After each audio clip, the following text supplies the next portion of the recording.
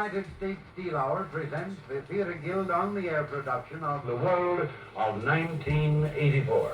Tonight stars Richard Widmark as Winston Smith and features Alan Hewitt as O'Brien and Marion Seldes as Julia, with Kenneth Banghart reporting The World of 1984.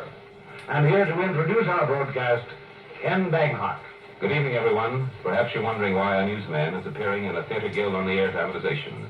It's because George Orwell's great novel, 1984, deals with the most terrifying subject in the news today, the threat to all free men of communism or totalitarian domination in any form. In fiction, Orwell creates for us a picture of what life might be should the totalitarian forces succeed with their plan to become the Earth's masters. It is fiction that projects into a kind of prophetic reporting of the future. It is our blessing that we can see it so, and thus alert ourselves. We now raise the curtain on 1984, adapted by S. Mark Smith, directed by Homer Pickett.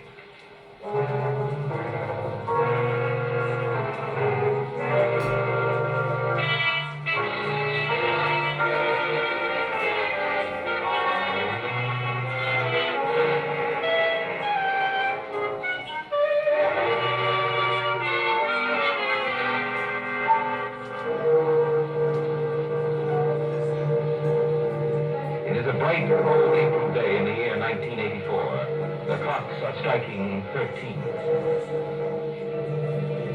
The new way of telling the time of day is the least of the changes in the world of 1984. Following a period of war and revolution in the 1960s, the world has been divided into three super dictatorships: Oceania, Eurasia, and East Asia. And all three have the same objective: to conquer the rest of the world and to remake human existence according to their theories and formulas. Our story is laid in Oceania, whose dictator is called Big Brother. Oceania is made up of the old territories of the United States, Great Britain, the former British Commonwealth, and South America. Our scene is a hidden room in London. Two men are talking quietly. The one in whom we're interested is named O'Brien. He is a figure of obvious strength and magnetic personality. It is time to begin on Smith W. He is ready for us. His number is 6079. Smith W. 6079. Yes, Comrade O'Brien. First name Winston, the writer in the Ministry of Truth, 39. Minnie True, age 39. His problem is memory. Smith remembers, or thinks he remembers. Memory. It torments him. He feels a mute protest in his very bones, an instinctive feeling that the conditions he lives in are intolerable, and that at some time or other, life must have been different. Instinctive protest, thought crime. I've observed it growing him for 7 years. I've watched him closely. There is no act, speech, or train of thought that I cannot infer. When we pass at the office and our eyes meet, it's as though our two minds had opened and our thoughts were flowing from one into the other. He's aware of it? Yes. It frightens him sometimes.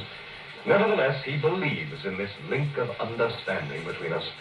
It encourages him to believe that others beside himself are enemies of the party, and that an underground opposition may actually exist. He knows, of course, that you're a member of the inner party. Of course.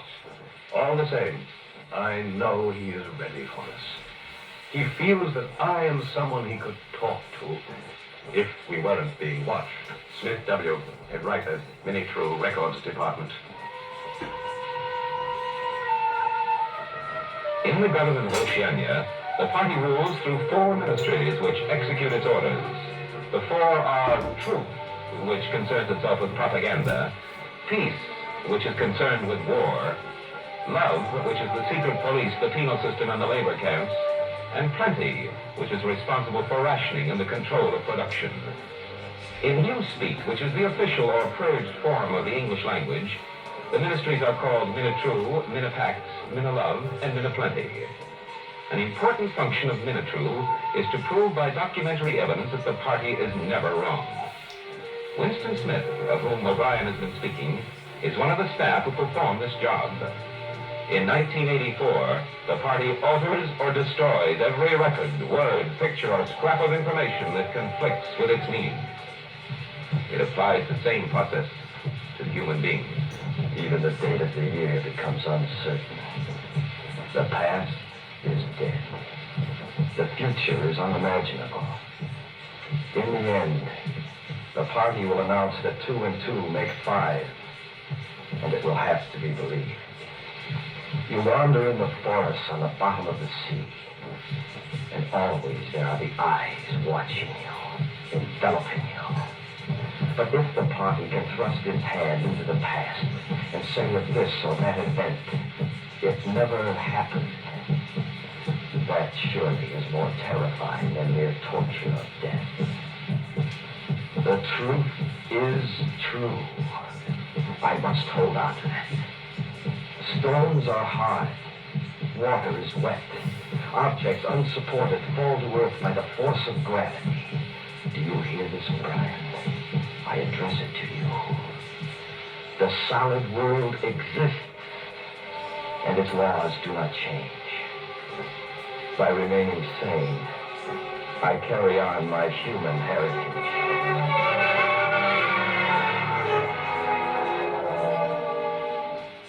Smith, was he married, Comrade O'Brien? He was 9-10 years ago.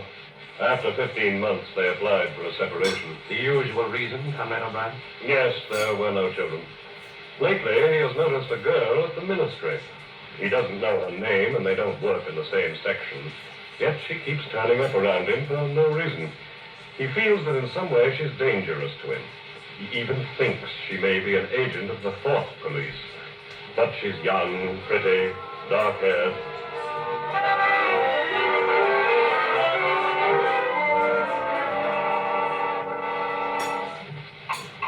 Times 3184. Big Brother Mel quoted World Peace message. Excuse me. Smith, W. What? What is it?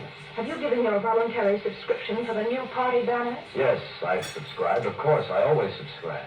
Oh, well. Excuse me, comrade. Liar. Spy hunter, bigot. What are you doing in the shape of a woman? If you had a quarter of a chance, you'd denounce me as a thought criminal and have me killed. Excuse me again, please. There will be a spontaneous demonstration tomorrow at 18 o'clock. Personnel of all offices will gather in the main hall of the central telescreen for a 2-minute hate meeting. Of course, I know. I have it on my calendar. Well, I thought I'd remind you. Goodbye, comrade. If I could only tell her to her face. If I could shout it at the top of my voice. But they're watching, man. Get hold of yourself or you'll give yourself away. Your worst enemy is your own nervous system. In 1984, the Universal slogan posted everywhere with a benign-looking portrait of the dictator is, "Big Brother is watching you."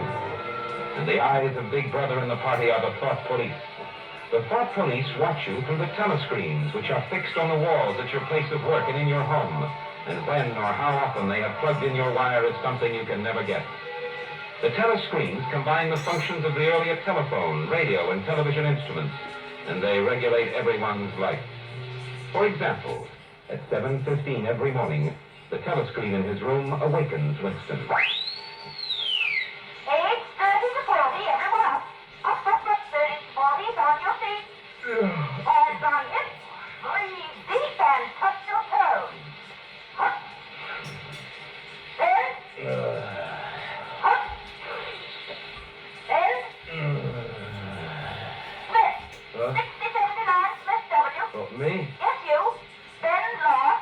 You're not fine, Smith W. Anyone under 40 is perfectly capable of touching his toes. Don't you see me? I touched mine and I'm 43.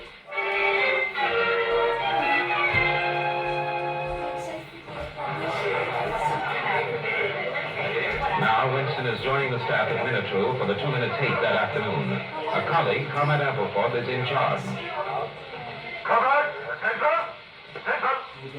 First, the telescreen shows them a flash of the war at sea against Eurasia. An enemy troopship is blown up. We've blown up the gangster degenerates! Machine gun the rifles! Don't let them get away! Attention! You've just seen the foreign enemy. But who is the enemy at home? Who is the traitor hiding among us, guiding his spies and saboteurs, poisoners and stranglers? What? The telescreen phased in the features of the alleged leader of a mysterious underground conspiracy against the party. Goldstein! Goldstein! Wait! From the eternal menace of Eurasia abroad and Goldstein at home, deliver us, protect us, enfold us in your light, show us your face. Big Brother. My savior! Attention, please. 2 minutes up. Here is an announcement from the Ministry of Plenty. Beginning next week, the chocolate ration will be reduced from 30 grams to 20. That is all. Dismissed. Wasn't it stimulating? I feel ever so gratified, replenished. Oh, yes, comrade, it's always ever so inspiring. She again. She was behind me all the time. Everywhere it's she, and I've got to stop her. No matter how. Anyway, my girl, you heard me hating with the rest. Yes, I hated. I hated you. And I know why now. Why you obsess me. Because in spite of everything, I see your eyes, and your hair, and your mouth. Because I want to hold you, not kill you.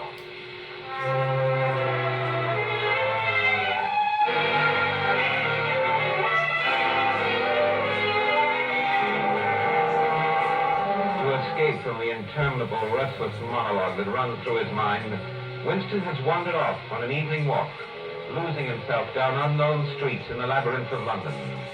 These are the slums where the proles live. The word comes from proletarians. In 1984, proles are about 85% of the population. Coming out of his reverie, Winston is reminded that he has no business in the slum. The dim old shop attracts his attention as an inconspicuous place to get his bearings. Anyone here? Oh, Good evening, sir. Did you want to look around? well, I Not much to offer you, I'm afraid. Just selling off a few odds and ends. Winston has wandered into a pocket of the past. An old antique shop somehow preserved in this corner of the slum. He is curiously stirred by the few relics on the shelves. For instance, this diary. Open it. There's been no paper made like that for 50 years, I dare say. Oh, and I've some prints of old London in a room upstairs. That's another item that's disappeared nowadays.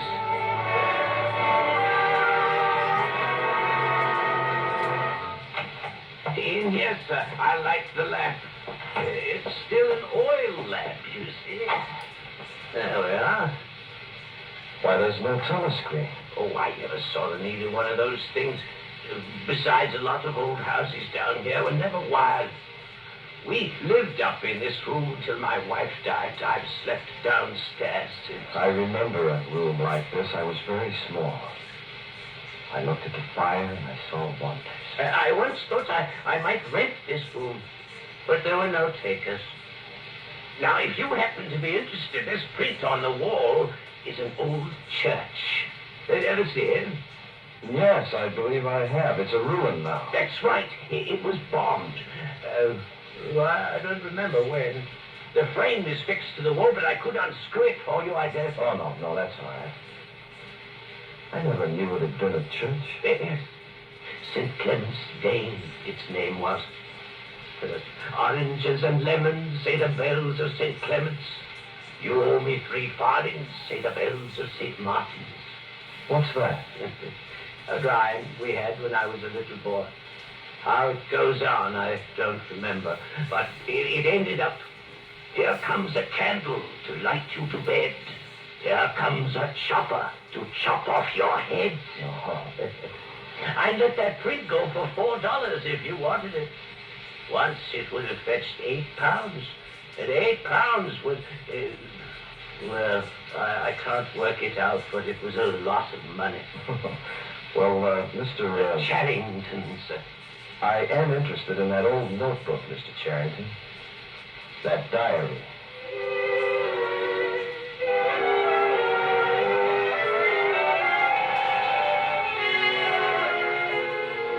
April 17, 1984. I have begun this diary as a safeguard, a control against the suicidal impulse to declare myself openly. I'm writing it in a corner of my room, out of the range of the telescreen. But what I write here, and whether I go on with this, will make no difference. I have committed the essential crime by thinking of a diary. Thought crime is death. Before death, there is a routine of confession. Then they shoot you. Nevertheless, exactly because I recognize myself as a dead man, it becomes important now to stay alive as long as possible. Down with Big Brother. There I've written it. Down with Big Brother.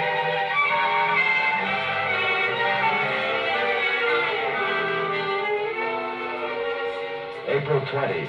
Today at lunch in the cafeteria, Ampleforth talked about the future of newspeak. Ampleforth is passionately devoted to the destruction of words. Take thought crime, Winston. I promise you that we shall make thought crime literally impossible, because there will be no words to express it. Breathtaking, what? Remarkable. If you have no words for the thought crime, how can you crime think? Fascinates me, Winston, by its logical perfection. You do see things clearly, Ampleforth. Oh, it's just a pure specimen of double. April 23. Freedom is the freedom to say 2 and 2 make 4. If that is granted, all else follows.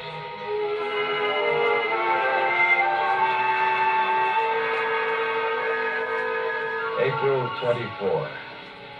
Last night in a dream, everything was light. The slanting rays of the evening sun fell on a brook in a field beyond a wood. I felt a great freedom. I asked, where am I? This is the golden country. The dark-haired girl at the office came across the field, and her arms opened wide to me in a gesture of infinite grace and splendor. I ran to meet her, when suddenly the light vanished.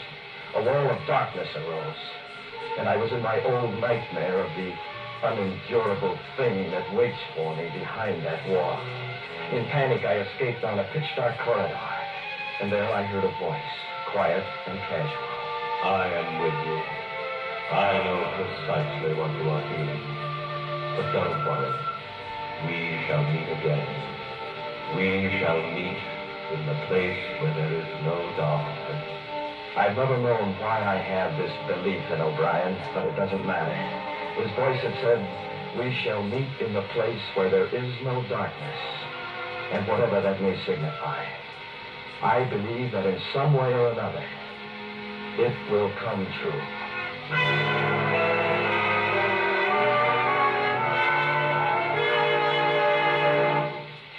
Ampleforth. Yes, Winston? Will you watch my message tube on your screen? I'm going down the hall a moment to check a map. Right, I'll leave you back in. Thanks. That girl coming up the corridor. She again. Watch out. Hey, what's the matter? You hurt? I stumbled. Let me help you out. Thanks. You're quite pale and you're trembling. You sure you're all right? Oh, quite sure. Quick, take this note, keep your hand over it, and go away. Winston, back already? Oh, Ampleforth. Shall I take you out now? Yes, thank you. Right.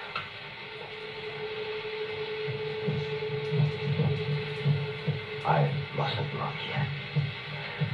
I must shuffle a note among the papers on the desk. I must leave it there a moment, and then look at it casually. Whatever is written on that scrap of paper is from the thought police. Perhaps they have reasons for choosing to deliver it this way. Maybe a summons, an order to commit suicide, a trap of some description. Whatever is written probably means my death. Unfold it on the desk now.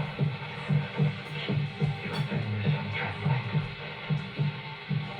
Now glance down and see what you... I love you. I can't believe it. It's a trick. I love you. It's a trick. I love you. But she was pale. She was frightened. Maybe... I love you.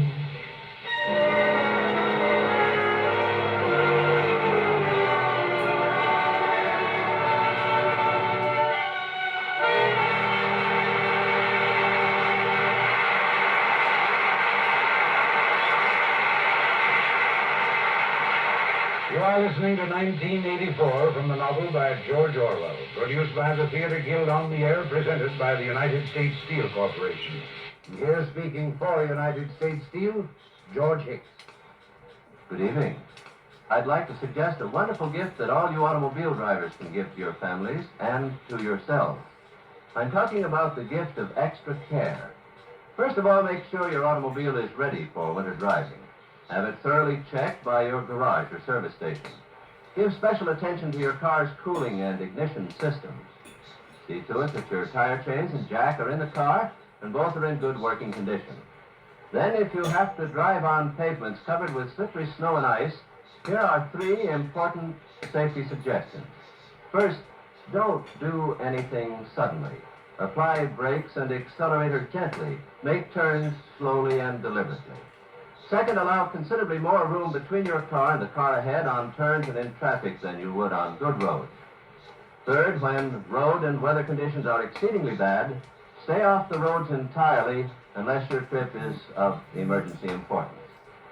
Of course, many hazards of winter driving have been greatly reduced by modern science and modern manufacturing.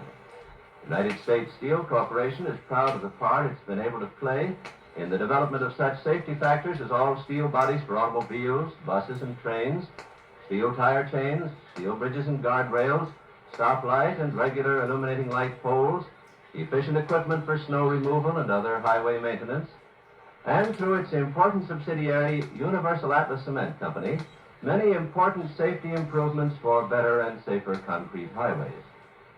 So, wherever and however you travel, chances are you will do it with greater safety because of U.S. Steel. Remember, the development and manufacture of steel and products of steel, designed to make your life a safer as well as a better life, is a very important function of the industrial family that serves the nation, United States Steel. You are listening to the Theater Guild on the Air, presented by the United States Steel Corporation.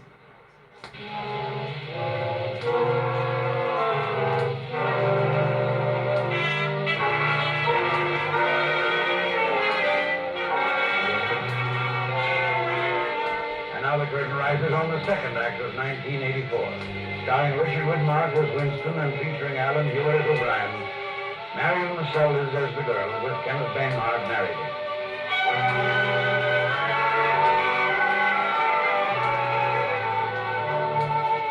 It is Sunday afternoon the following week. For days, Winston had been in a kind of fever that he might lose the girl if he didn't act quickly. But how could he arrange a meeting? Then one evening, at a rally where the mob was roaring and the telescreens blaring, she appeared at his side and whispered a few directions. They were to meet that Sunday at a place she knew in the country. Winston takes a lane through a lonely wood and waits for her. Don't talk. Follow me. Here we are. Do you like it? What's your name? Julia. Julia. I didn't want to say anything there in the lane in case there's a microphone hidden. I don't suppose there is, but there could be. I know we're all right in this spot. Would you believe that until this moment I never knew what color your eyes were? They're brown. The lashes are thick and dark. How old are you? 26. Well, now that you see me in broad daylight, can you still bear to look at me? Yes. Easily. I'm 39 years old. I'd had an unsuccessful marriage. What could you possibly see in a man like me? There was something in your face. I thought I'd take a chance. I'm good at spotting people who don't belong. As soon as I saw you, I knew you were against them. And you're against them, too? I hate them. You thought I was a good party member. Banners, processions, cold showers, always dressed in party overalls. Yes, Julia. Well, actually, I am that sort of girl to look at. Always yell with the crowd, that's what I say. The only way to be safe. And you want to be safe? Doesn't everyone? This is do that fellow up there? He just sings away for nothing. To please himself. It's the golden country. Almost. The golden country? A dream, a landscape I've imagined. I just can't believe this. No, don't stand up. Don't go out into that field. You might be seen. Julia, Yes? you've made me feel very proud. It's a pride in myself I've never had before. Your mouth is beautiful, It's too wide. and your waist is soft, just as I thought. I've never held anything as sweet to me. Oh, my God. Listen, Julia. I love you. Do you understand that? You can't have pure love when no emotion is pure and everything's mixed up nowadays with fear and hatred. But while we live, Julia, I love you.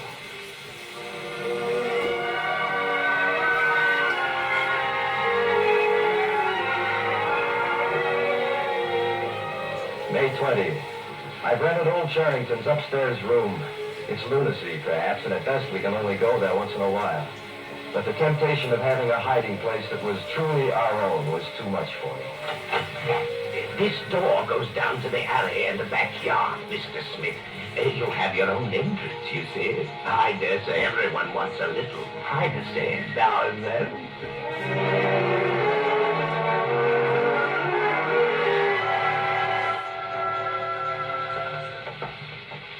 You can turn around now, Winston. Look. Julia, you put on makeup. Smith, that's perfume. Oh, good. In this room, I'm going to be a woman, not a party comrade. Yes, do that, Julia. The instincts they can't control are the forces that can tear the party to pieces. You make things too complicated, Winston. When you're in love, you're happy inside, aren't you? And if you're happy inside, why get excited about Big Brother and the party and all the rest?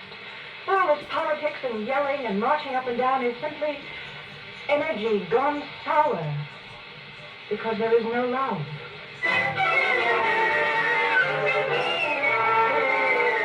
June 1. It has happened at last. The expected message has come. The underground conspiracy does exist, and I have reached the outer edge of it. All my life, it seems to me, I've known it would confront me just so. Smith. Oh, good afternoon, Comrade O'Brien. Smith, I notice you take a scholarly interest in Newspeak. Well, it's just in the course of the work. I have an early edition of a Newspeak dictionary that would interest you, I should think. You might pick it up at my flat sometime. I? At your flat? It's the old 4th edition. Very rare, you remember. Here, I'll give you my address.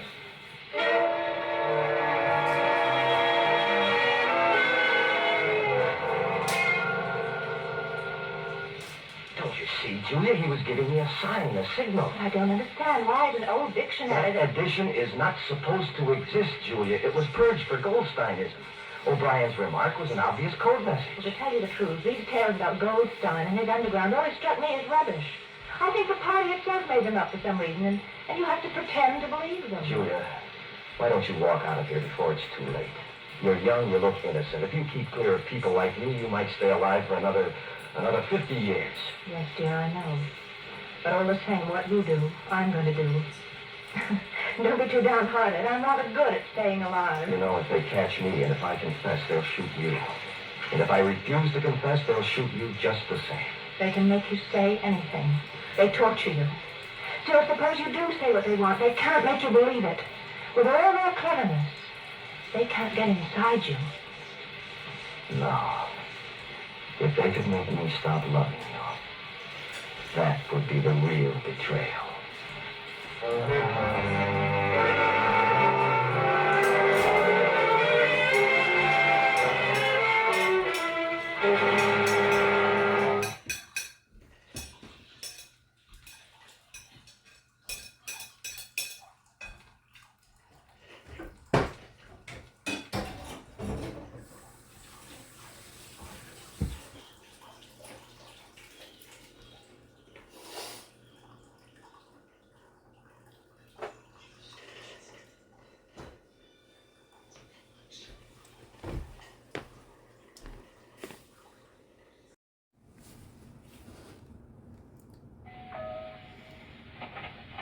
Yes?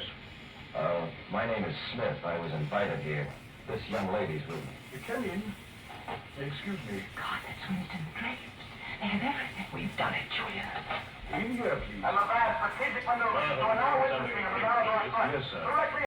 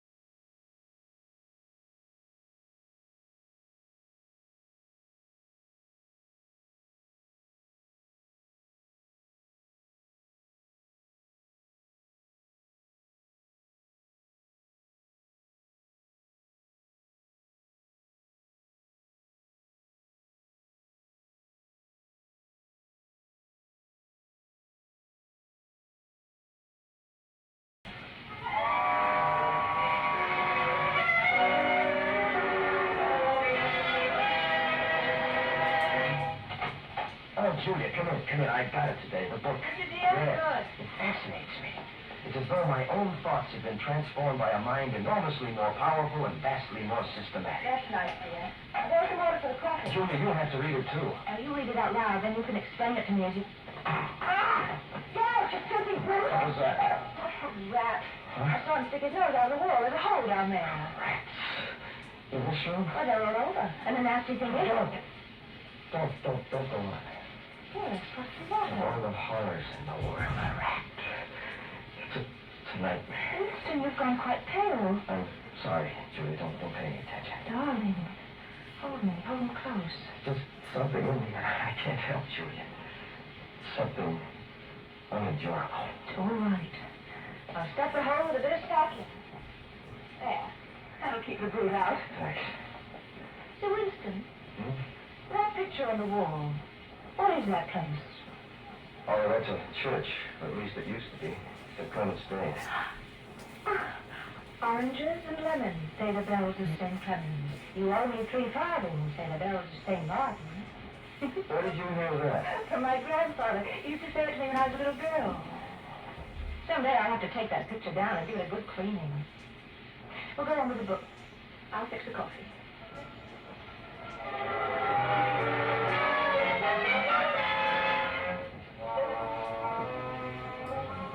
And now he comes to doublethink, Julia. Oh, this part is absolutely... Julia. Yes, my love. Just looking into the fireplace. Go on, dear. You read so well. Yes. Applied to a party member, doublethink means a loyal willingness to believe that black is white when party discipline demands this. But it further means the ability to know that black is white, and to forget that one has ever believed the contrary. Yes, that's exactly right, Julia. He makes me understand how. But what I don't understand is why. Hmm? Yes, of course, go on. Thus, if human equality is to be forever averted, if power is to be retained indefinitely by the party, then the prevailing mental condition must be controlled insanity, which they regard as sanity. Now, here we reach the central secret that first led the masters of the party to the seizure of power. This motive really consists of Julia, you awake? Oh, I drop off? Darling. Well, never mind. We'll let it go at that for this evening. It's late. We should leave you soon. No, not yet. You do enjoy this place, don't you? You've dozed, I've read a book, we've been alone, and it's been safe. Ah, Winston. You are the dead. It was behind the picture. A telescreen. It was behind the picture. Remain exactly where you are. Make no movement until you are ordered. The house is surrounded. The house is surrounded. And while we're on the subject, here comes a candle to light you to bed. Here comes a chopper to chop off your head. Charrington. Yes, Charrington. For the first time in your life, Winston, you can identify a member of the Fourth Police. Take the man first, comrade.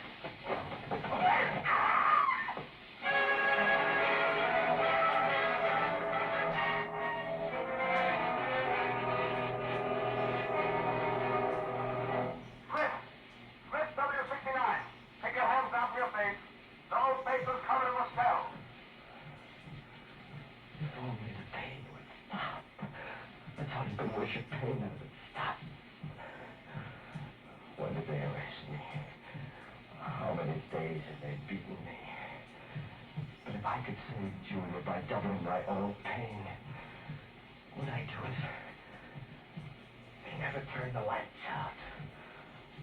No darkness. In here. Oh, Brian. They've got you, too. They got me a long time ago. But don't worry, Winston. You're in my keeping. For 7 years, I watched over you. I read your inner thoughts. I studied the sickness in your mind, your insanity. Now, I shall save you. I shall make you perfect. I shall make you sane.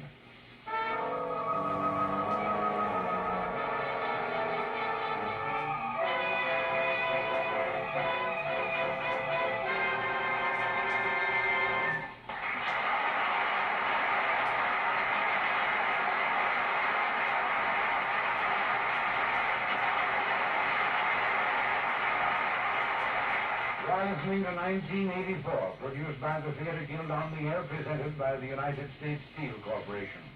And here again, speaking for United States Steel, George Hicks. Right now, I'd like to tell you about 3 tremendously important highway safety developments pioneered by Universal Atlas Cement Company, an important subsidiary of United States Steel. The first is the famous light-reflecting corrugated concrete curb, made with Atlas white cement, which clearly outlines road edges by day and by night in good weather and in bad. Second is the Universal Atlas white traffic lane marker, which is essentially the same in principle as the corrugated concrete curb, except that it's built flush with the surface of the highway and provides a double-duty safety measure. Not only can it be seen more clearly, but when car tires run over the corrugated surface, the marker also causes a singing noise, which is clearly heard when drivers stray out of their lanes. Third is the extraordinary material called Atlas Duraplastic, or if you want to be more exact, Atlas Duraplastic Air and Training Cement. Intensive tests over a 10-year period prove that Duraplastic cement, when used in concrete mixes for highway surfacing, greatly reduces the problems of pavement scaling caused by severe freezing and thawing, and the action of de-icing salts, used so freely nowadays by many highway departments to clear roads of ice. In other words, the use of Duraplastic gives to concrete highways an added surface durability that's a major contribution to better and safer concrete highways. And of course, from the standpoint of you taxpayers, Duraplastic is mighty desirable because Duraplastic costs no more than regular cement. At Universal Atlas Cement Company, highway safety developments like those I've mentioned are products of a constant program of research, development, and field testing. It's a big program and an expensive one. But helping to make your America a safer as well as a better America is a vitally important objective of Universal Atlas Cement Company and every other member of the industrial family that serves the nation, United States Steel. You are listening to the Theater Guild on the Air, presented by the United States Steel Corporation. We pause now for station identity. You're in tune to Orlando, WORZ, AM and FM.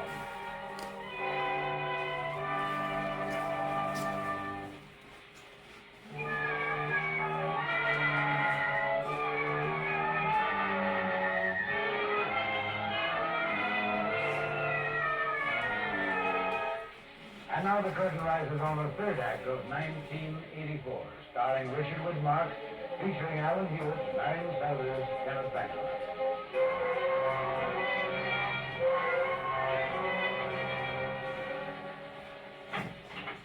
Hey there, Appleford. You waiting? Amplify. Smith, you too. What are you in for? It was an indiscretion, undoubtedly, but I couldn't help it, Winston. We're producing a definitive edition of the poems of Kipling, and I allowed the word God to remain at the end of a line. The rhyme was rob. Appleford? Yes? You would come with me. Room 101. Room 101? Come along quietly. No, not room 101, I beg you. God, get this man out. No, not me. Take Smith. He's the one that's against the party. What is in room 101? You know what is in room 101, Smith. Everyone knows. Think, and it will come to you.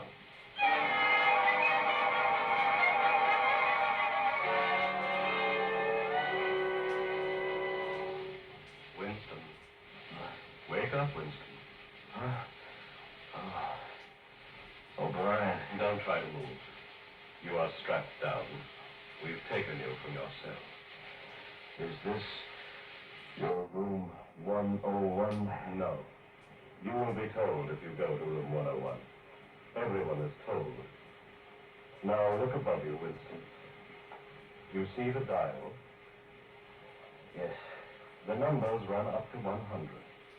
My hand controls the lever.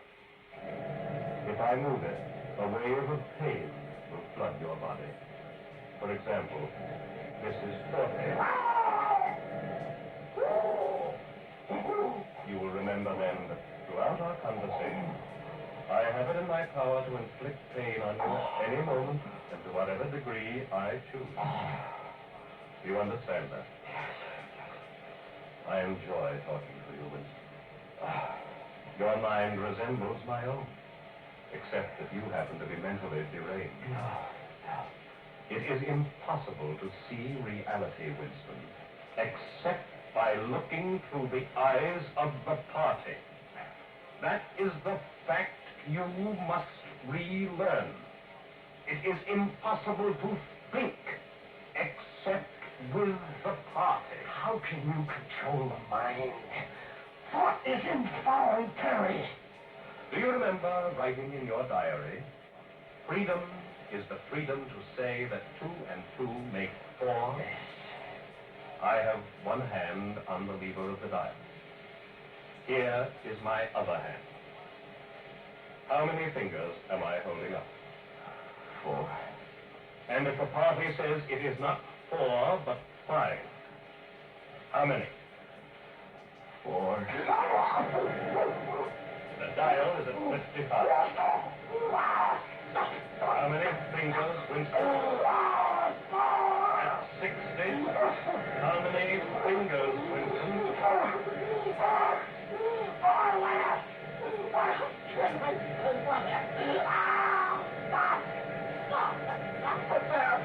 No, you're lying. You still think there are 4.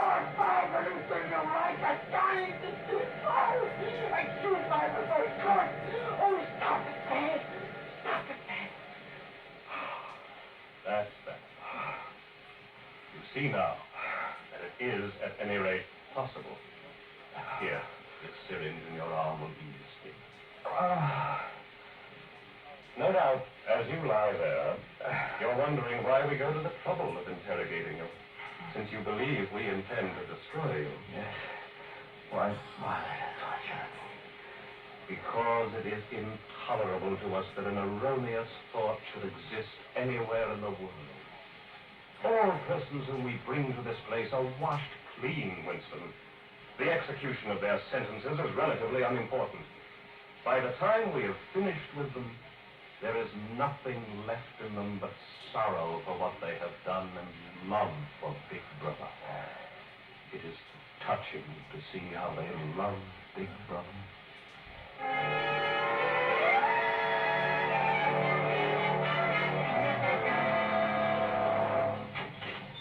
Ah, Winston, been sitting up? Yes. Good. You tried to walk? Yes. I'm getting better. Well, before we resume today, you can, if you choose, ask me a few questions. Any question you like, it will be all right. What have you done with Julia? She betrayed you, Winston. Unreservedly. You would hardly recognize her if you saw her now. All her rebelliousness, her deceit, her folly, burned out. You tortured her. Next question. Does Big Brother exist? Of course he exists. The party exists. Big Brother is the embodiment of the party. Does he exist in the same way that I exist? You do not exist. I was born and I shall die. I have my own identity, my own, no other. I exist. No importance. Now, the next stage in your reintegration is the stage of understanding. Do you remember Goldstein's book? You said it told you how, but it didn't tell you why. You read the book? I wrote it. That is to say, I collaborated in writing it. No book is produced individually. But to return to this question of how and why. You will be learning how the party maintains itself in power. Now tell me, what is our motive? Why should we want power? Go on, speak. You are ruling over us for what you believe is the good of That was stupid, Winston. I will tell you the answer to my question. The party seeks power entirely for its own sake. We are interested solely in power, pure power. Power is not a means, it is an end. The object of persecution is persecution. The object of torture is torture. The object of power is power. Do you begin to understand? You can't do it. You can't succeed. You can't rule the world by fear and hatred and cruelty. You are talking with a part of your brain that we have not cured. Something will defeat you. Something, I don't know. Life. Maybe the spirit of man. Something. I Winston, don't know. how does one man assert absolute power over another? Think. By making him suffer. Exactly. By making him suffer. Obedience is not enough. Unless he is suffering, how can you be sure that he's obeying your will and not his own? Somehow you will fail. There is some principle that you cannot overcome. With pure power, we are omnipotent. Never forget that, Winston. Always and forever, we know the intoxication of power constantly increasing. Always and forever, the thrill of victory. The thrill of trampling over a victim who is helpless.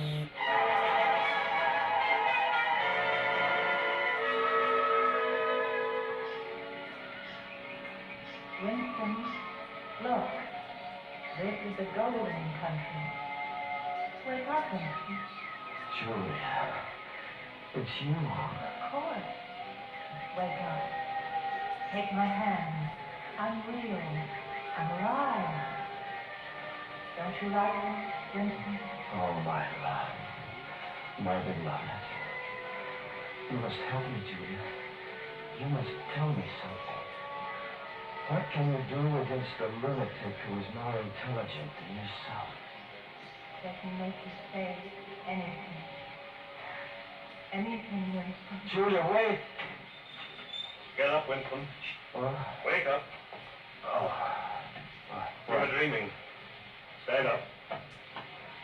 Look me in the face. Intellectually, Winston, you were making progress. I was pleased with you. But I find you have had feelings that you fought to hide from me. That was foolish. What do you want? Tell me, Winston, what are your true feelings towards Big Brother? Remember, I'm always able to detect a lie. I hate him. Then the time has come for you to take the final step. You must love Big Brother. We're going to room 101.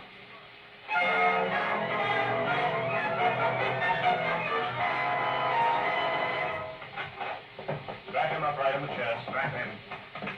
Winston, you asked once what was in room 101. Everyone knows the answer. The thing that is in room 101 is the worst thing in the world. The worst thing in the world varies from individual to individual. There are cases where it is quite some trivial thing. But for everyone, there is something unendurable, a pressure that you cannot withstand even if you wanted to. Bring in the cage. The cage. Do you remember your nightmares, Winston? The wall of darkness and the thing that could not be faced. It was rats that were on the other side of that wall. No, you can't do that. You couldn't do that. In your case, the worst thing in the world happens to be rats. Oh, Brian, please. I'll do anything. Just tell me what it is you want me to do. Winston, in your heart, you know. I'll try if you won't tell me what it is. There is one person to whom you can transfer your punishment, but you must do it of your own free will. Set down the cage. Set it down. It was an ancient Chinese punishment, Winston. The cage fits over the face, and the rat... No, don't do it to me, no! Punishment. No, not to me. Alex, my face! Yours, unless you press for it. No, not to me. To her! To Julia! To Julia!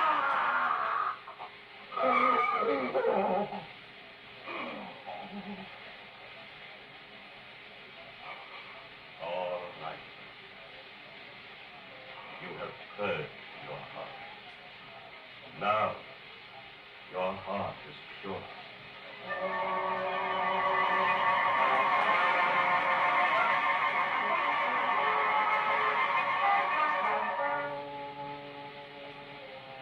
We have our last glimpse of Winston in 1984 as he sits in an empty cafe in mid-afternoon. Since his release from prison, Winston has a job of sorts at the ministry, but no one pays much attention to him. He idles, drifts. He drinks a lot of the synthetic gin of Oceania, and he waits. Waits. Right now, he is waiting with some concern for the war news on the telescreen. Suppose the Eurasians break through in Africa. Suppose they take the Congo Basin. Oceania itself may be threatened. We're in a crisis. Suddenly, the broadcast. Victory! Victory! In a vast strategic maneuver personally planned by Big Brother, we have routed the Eurasians on the Congo. He saved us. It was he alone. Our Colossus. Our eternal shelter. Thank you, Big Brother. Thank you.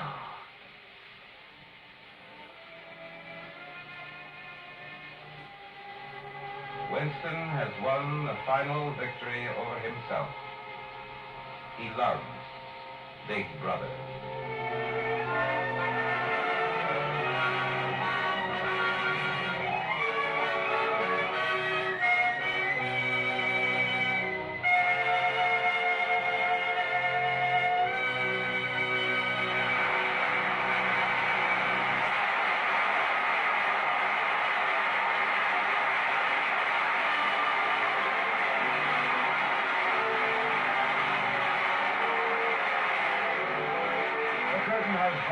Theater Guild on the Air production of 1984 from the novel by George Orwell, sponsored by the United States Steel Corporation. We express our thanks to our star, Richard Widmark, as Winston, and to Alan Hewitt, featured as O'Brien, and to Marion Seldes as Julia, and to Kenneth Banghart, who was our narrator. Our thanks also to the other members of our cast, as Charrington, Stutz Cotsworth, as Appleford, Ronald Long, as the woman comrade, Florence Robinson, as the telescreen voice, Robert Reddy. Next week on the United States Steel Hour, Quiet Wedding, a comedy starring Diana Lind, John Dahl, and Jesse Royce Landis. And remember that the trademark of United States Steel, USS, on any steel product is your guide to quality steel. The Theater Guild on the Air is under the supervision of Lawrence Langner and Teresa Helburn, with our Minor Marshall executive producer. As Mark Smith is editor, music was composed and conducted by Harold Levy. Mr. Richard Widmark may soon be seen in the 20th Century Fox production, Take Up on South Street, co-starring Gene Peters. Your announcer is Norman Brokenshire. The United States Steel Corporation hopes that you'll be with